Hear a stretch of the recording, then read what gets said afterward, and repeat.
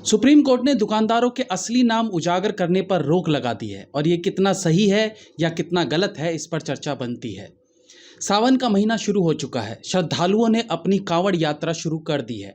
लोग इस विश्वास और भरोसे के साथ ये कठिन कांवड़ यात्रा करते हैं कि भगवान शंकर की कृपा उन पर बनी रहेगी। सावन एक ऐसा महीना है जब आम हिंदू भी मांस मदिरा त्याग देता है, बल्कि अनेकों घरों में तो लहसुन प्याज तक का प्रयोग नहीं होता है। कांवड़ यात्रा के अनेकों नियम होते हैं, जैसे कि कांवड़ को एक कंधे से दूसरे कंधे पर रखना हो तो सर के ऊपर से ना ले जाकर गले के पीछे से घुमाकर ले जाया जाता है। यदि कहीं रुकना पड़े तो कांवड़ को जमीन पर नहीं रख सकते हैं, उसे या तो अपने साथी को दें या कहीं ऊंची जगह पर रखें। यात्रा के दौरान लघुशंका आने पर कांवड़ रखकर लघुशंका करने के बाद अच्छे से हाथ पैर धोकर ही कांवड़ को उठाया जाता है, और यदि शौचालय जाना हो तो फिर नहा धोकर ही वो दोबारा से कांवड़ उठा सकता है। ऐसे अनेकों कड़े नियम है कांवड़ियों के लिए। ये सब आपके लिए जानना इसलिए जरूरी है ताकि ये समझ आ सके कि इस पूजा प्रणाली को कितनी श्रद्धा पूर्वक किया जाता है। अब ऐसे में एक हिंदू जो भोले का उपासक है, कांवड़ जैसी यात्रा कर रहा है, वो भी स्वच्छ मन से वो अपना भोजन ऐसी जगह क्यों ना करे जहां वो आश्वस्त हो कि यहाँ नॉनवेज खाने का दूर दूर तक लेना देना नहीं होगा। वो आश्वस्त होकर उस ढाबे में खाना क्यों ना खाए जो दुकान हिंदू दुकानदार की हो, जिसे इस हिंदू कांवड़ यात्रा के बारे में एक नॉन हिंदू से ज्यादा जानकारी हो। अभी आप हिंदू मुस्लिम वाली बात हटा दीजिए, बट सच तो ये है कि इस तरह के त्योहार की अहमियत एक हिंदू ज्यादा बेहतर समझ सकता है। दूसरा कि पिछले कुछ समय में मुस्लिम कारीगरों द्वारा खाने में थूकने की अनेकों वीडियो सामने आई हैं, जो हो सकता है मुस्लिमों के अनुसार एक प्रक्रिया हो, पर हम उस प्रक्रिया का हिस्सा क्यों बने? हम किसी के थूक से सना खाना क्यों खाएं? तो इसलिए यह जरूरी था कि हिंदू कांवड़ियों को पता हो कि हम किस जगह पर भोजन कर रहे हैं। दूसरी बात कि दिल्ली से हरिद्वार का जो रास्ता है, यदि आप मेरठ से मुजफ्फरनगर वाले रोड पर देखें तो अनेकों ढाबे देखने को मिलेंगे, लेकिन एक ढाबा ऐसा नहीं मिलेगा जहां लिखा हो रहीम ढाबा, अब्दुल ढाबा, करीम जायका। वहां केवल आपको हिंदू नाम वाले ढाबे ही देखने को मिलेंगे, जय माता दी ढाबा, बजरंग बली ढाबा। लेकिन असलियत यह है कि इनमें ज्यादातर ढाबे मुस्लिम कम्युनिटी के लोगों द्वारा चलाए जा रहे हैं। ये गलत नाम लिखकर ढाबा चलाने की नौबत क्यों आई? एक तरफ ओवैसी ब्रदर्स कहते हैं हम 25% जनसंख्या में हो गए हैं, तो फिर इन 25% के भरोसे भी आप खुलकर अपनी दुकान चला सकते हो सही नाम लिखकर। और मुस्लिम मुस्लिम के ढाबे पर तो जरूर खाना खाएगा, बल्कि आधे से ज्यादा हिंदू भी खाएंगे। तो फिर नाम छुपाकर धंधा करने की क्या जरूरत है? नाम उजागर करने के पीछे लॉजिक भी है। मुंबई हमले में कसाब का गेटअप क्या था? उसके हाथ में कलावा था और उसने क्या किया? हजारों लोगों की जिंदगी से खेल गया। ये एग्जाम्पल काफी नहीं है कि पहचान उजागर होनी चाहिए।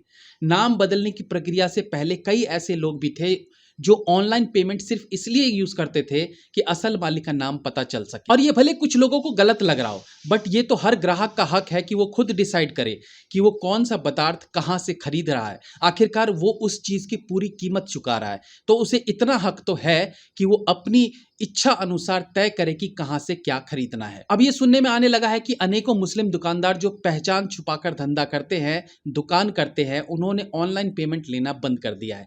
यानी क्यूआर कोड से स्कैन करके आप पेमेंट नहीं कर पाएंगे, इसलिए आपको पता नहीं चलेगा कि खाना आपने राम भरोसे होटल में खाया है या करीम फूड्स में। सीधी सी बात है, जब आप किसी होटल में रहने के लिए कमरा बुक करते हैं तो आपको अपनी पहचान बतानी पड़ती है, आपको अपनी आइडेंटिटी बतानी पड़ती है, आपको आईडी देनी पड़ती है। इवन आप अपने भाई बहन के घर जाते हो जो किसी अपार्टमेंट में रहते हैं, वहां उनसे मिलने के लिए भी आपसे आईडी मांगी जाती है। यानी हर जगह पहचान पता चलने के बाद ही आपका काम हो पाता है। जबकि होटल में रुकने से आपको रूम मिलेगा, बाकी आपके मुंह में कुछ नहीं जा रहा है, यानी कुछ खा के आपका धर्म भ्रष्ट नहीं हो रहा है। तो फिर जब बात खाने की आ जाए तो ये जरूरी क्यों नहीं कि हमें पता हो कि हम क्या खा रहे हैं, कहां से खा रहे हैं? इसी से रिलेटेड दो लोगों के बारे में बताना चाहूंगा। पहले संत रामपाल। अब उन्होंने संत खुद से लगा लिया या लोगों ने लगाया, I am not sure. Anyways, उन्होंने कांवड़ यात्रा को गलत बताया और कहा कि सावन के महीने में अनेकों जीव जंतु उत्पन्न होते हैं और इस महीने में उन सब जीव जंतुओं को कुचलते हुए कांवड़ लाया जाता है, इसलिए कांवड़ लाना पाप है। ठीक है, ये आपकी अपनी फिलॉसफी है, अपने दिमाग की सोच है, उस पर हम कुछ नहीं कर सकते। लेकिन क्या आप यही बात किसी भी मुस्लिम त्योहारों के लिए कह सकते हैं? सपने में भी नहीं बोलेंगे।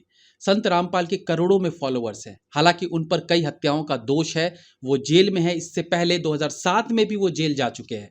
उसके बाद भी मुझे समझने में परेशानी हो रही है कि इंसान किस भ्रम में जी रहा है। आखिर उनके फॉलोअर्स उनमें क्या देखते हैं, उन्हें क्या सोच के उनके अंदर आस्था रखते हैं। दूसरे हमारे देश के नए नए महात्मा गांधी, जो फिल्मों में तो गॉड से बनते हैं लेकिन रियल लाइफ में खुद को गांधी बताते हैं।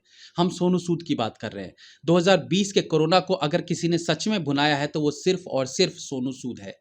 एग्री की शुरुआती बस चलाकर सोनू सूद ने एक नई चीज की और लोगों के फेवर में की, लेकिन उन 2 बसेस के बाद सोनू सूद ने इसे बिजनेस बना लिया, आगे बढ़ने का धंधा बना लिया और आज इसी कारण सोनू सूद अपने फाउंडेशन से करोड़ों रुपए कमा रहे हैं। आई एम नॉट श्योर कि धंधा शुरू करते ही ये लोग सबसे पहले फाउंडेशन ही क्यों बना लेते हैं। आपने सोचा कभी? वो इसलिए कि इन्हें लगने लगता है कि जो मदद हम अपने पैसे लगाकर कर रहे हैं उसका हमें कोई रिफंड नहीं आता है। वहीं अगर यही हेल्प हम फाउंडेशन के थ्रू करेंगे तो 1 लाख का हेल्प 1 करोड़ बन के हमें वापस मिलने लगेगा, और यही किया सोनू सूद ने। खैर, मैंने अपनी पुरानी वीडियोस में तो प्रूफ के साथ सोनू सूद की हर नौटंकी को बताया है। तो 4 लोगों ने इसे महान क्या बता दिया, ये साहब अब खुद को महात्मा गांधी समझने लगे हैं। नेम प्लेट लगाए जाने पर सर कहते हैं कि एक ही नेम प्लेट होनी चाहिए, ह्यूमैनिटी। इतनी क्रिंज बातें करता है ना ये बंदा, लगता है मानो अब नौटंकी में केजरीवाल का ये बाप बन चुका हो। अब जब इस मामले में इसने अपनी लंबी नाक घुसेड़ दी तो लोगों ने इसे राय दी कि आप जाकर वो थूका हुआ खाना खाओ, कावड़िए नहीं खाएंगे। अब सबसे जरूरी बात यहां करना चाहूंगा, क्योंकि नेम प्लेट नियम लागू ना हो उसके लिए विपक्ष ने अपना पूरा जोर लगा दिया, क्योंकि मुस्लिम उनका कोर वोट बैंक है और वो उन्हें नाराज नहीं करना चाहते। और वो भी छोड़िए, क्योंकि देखा जाए तो कांग्रेस ने आज तक सबसे ज्यादा नुकसान मुस्लिमों का ही किया है। ना उन्हें ढंग से पढ़ने का मौका दिया, ना रोजगार, ना कोई दूसरी सहूलियत। 70 साल में कुछ नहीं दिया। खैर, वो एक अलग टॉपिक है। कांग्रेस को तो सरकार द्वारा उठाए हर कदम को गलत बताना ही होता है, इसलिए उन्होंने नेम प्लेट लगाने का भी विरोध किया। जबकि हकीकत तो ये है कि 2007 में जब यूपी में मुलायम मायावती सरकार थी तब ये नियम बनाए गए थे कि सभी ढाबे और रेस्टोरेंट मालिकों को अपना नाम और लाइसेंस नंबर बड़े अक्षरों में लगाना होगा ताकि ग्राहक आसानी से नाम देख सके। लेकिन वही चीज आज करंट की गवर्नमेंट कर रही है तो ये बिलबिलाने लगे हैं, जबकि ये नियम उन्हीं का बनाया हुआ है जिसका कोई पालन कर नहीं रहा था। बस ये सरकार उसी नियम को सख्ती से पालन करने के लिए कह रही है। ये सही है कि वो नियम कांवड़ को लेकर नहीं बनाया गया था, लेकिन बनाए जरूर गए थे, तो उसी नियम को अब लागू करने की बात की जा रही है। बस इसे कांवड़ के साथ जोड़ दिया गया है, तो उसे मुद्दा बनाकर विपक्ष ने एड़ी चोटी का जोर लगा दिया इस नियम को लागू ना करने के लिए। आप इस पूरे मुद्दे पर क्या सोचते हैं, हमें कमेंट में जरूर बताइएगा। जय हिंद, वंदे मातरम।